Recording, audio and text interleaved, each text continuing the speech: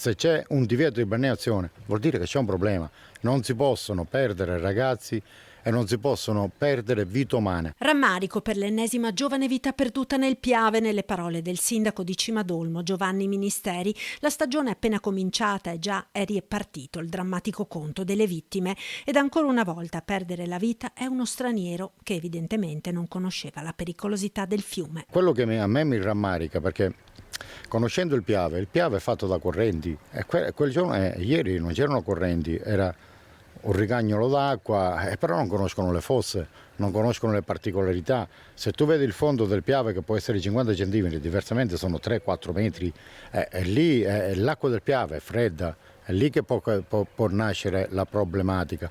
Quindi ripeto, per favore, parlo a tutte le etnie possibili che stanno qua presenti, cercate di informare i vostri connazionali e spiegargli quali sono le regole. L'anno scorso era stata avviata una campagna di sensibilizzazione sulla pericolosità del Piave e sui comportamenti da adottare, che aveva visto la mobilitazione anche delle associazioni ittico-venatorie della Marca, che con volontari avevano distribuito volantini in diverse lingue ai bagnanti.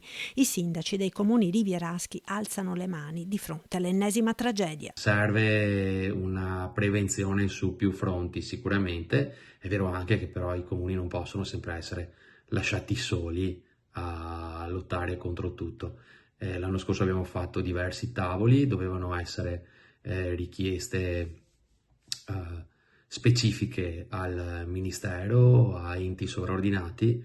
Io non ho più avuto notizie e nell'attesa è capitato un altro morto. Sulla necessità di fare formazione insiste anche Paola Roma, attuale assessore regionale al sociale per 2 mandati, sindaca di Ponte di Piave e promotrice di diverse azioni volte proprio alla sensibilizzazione sulla pericolosità del fiume. Io credo che molta della prevenzione venga attraverso anche una cultura del territorio e anche la situazione del Piave, che naturalmente cambia anche il corso del suo fiume, proprio nella traiettoria di Ponte di Piave sia una necessità di fare formazione soprattutto alle persone che arrivano da fuori e che non conoscono i rischi e i pericoli.